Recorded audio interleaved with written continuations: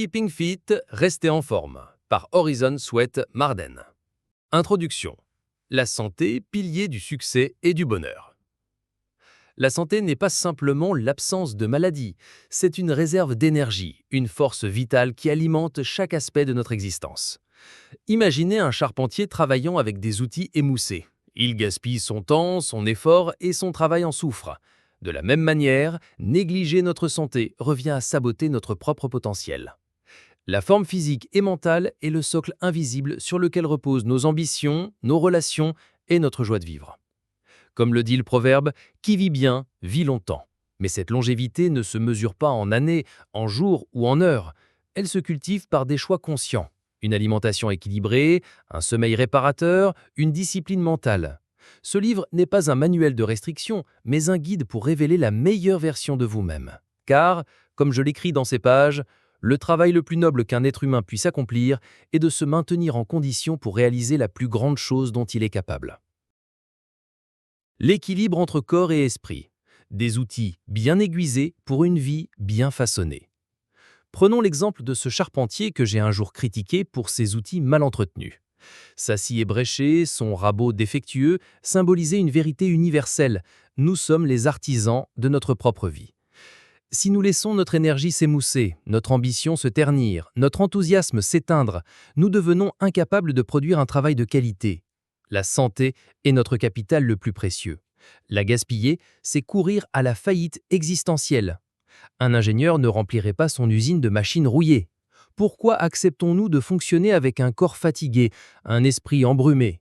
Les employés qui arrivent au travail épuisés, le regard vide, après une nuit de fête, sont comme des locomotives sans carburant. Leur productivité chute, leurs erreurs s'accumulent, et ils s'étonnent de ne pas progresser. La clé réside dans la régularité. Des horaires de sommeil fixes, des repas équilibrés, une hygiène de vie qui respecte les cycles naturels. La discipline, prix de la maîtrise de soi. Rester en forme exige des sacrifices. Refuser les excès, prioriser le repos, fuir les tentations éphémères, ce n'est pas une privation, mais un investissement. Comme le fermier méticuleux dont les champs prospèrent grâce à un entretien constant, celui qui prend soin de son corps récolte une vitalité durable. À l'inverse, le laisser-aller mène à la maigrillante. La science de l'alimentation. Des miracles dans chaque bouchée. La nourriture est bien plus qu'un carburant. C'est un alchimiste silencieux qui transforme le pain en pensée, la pomme en passion, le légume en résilience. Prenez une simple croûte de pain.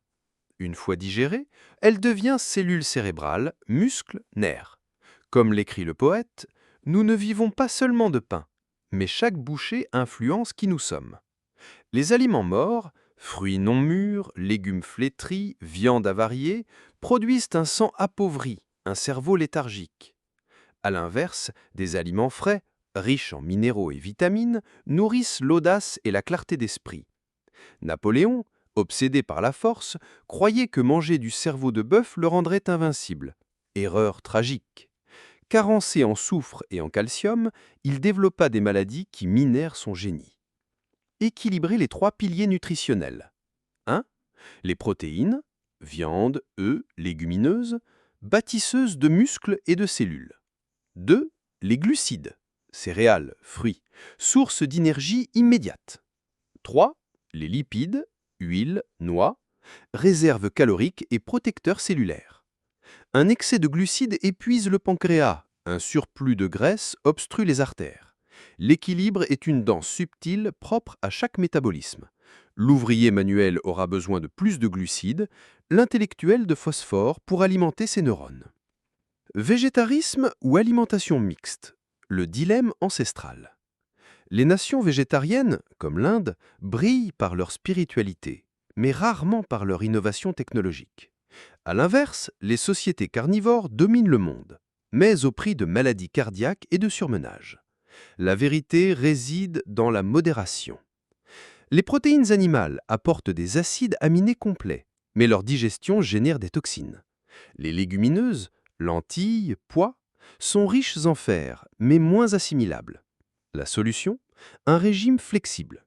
Privilégier les œufs, le poisson et les laitages pour leurs nutriments essentiels, sans renoncer aux bienfaits des végétaux. Comme le disait un sage, mangez comme un Méditerranéen. Abondance de légumes, poissons en modération, viande en festin rare. Les crimes culinaires. L'art perdu de la simplicité.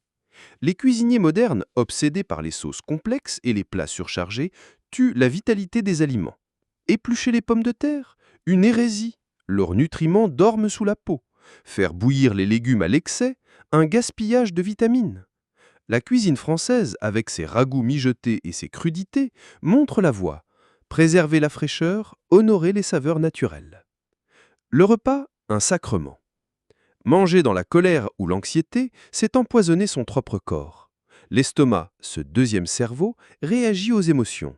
Une dispute pendant le dîner inhibe la sécrétion de suc gastrique, transformant le repas en poison. À l'inverse, un repas pris dans la gratitude, même frugal, active la digestion et nourrit l'âme. Les pièges de la suralimentation. La tyrannie de l'excès. Manger trop, c'est jeter un voile sur son propre génie. L'obésité n'est qu'un symptôme visible. En coulisses, le foie s'épuise, le sang s'épaissit, le cerveau s'engourdit. Les banquets pantagruéliques, symboles de richesse, sont des tombeaux anticipés. Jeûner pour renaître. Le jeûne intermittent, pratiqué depuis l'Antiquité, n'est pas une punition, mais une purification. Donner du repos au système digestif permet aux cellules de se régénérer, à l'esprit de s'éclaircir. Comme le rappelait Socrate, nous mangeons pour vivre, non l'inverse. Conclusion. L'appel à une vie harmonieuse. La santé parfaite est un idéal, non de perfection physique, mais d'équilibre entre le corps, l'esprit et l'environnement. Elle exige de l'écoute, comprendre les signaux de fatigue, respecter les cycles du sommeil, choisir des aliments qui respectent à la fois la terre et notre physiologie. Ce livre est un manifeste pour une révolution silencieuse, celle où chaque individu devient le gardien de son propre temple, car, comme je l'affirme dans ces pages, le premier devoir sacré de l'homme est de se maintenir en condition de rendre le plus grand service possible au monde. Abonnez-vous à ma chaîne et laissez un commentaire pour exprimer votre opinion sur mes idées. J'écris régulièrement des résumés des ouvrages les plus importants dans le domaine de la psychologie et du développement personnel, et j'espère que tous ceux qui s'y intéressent pourront en tirer profit.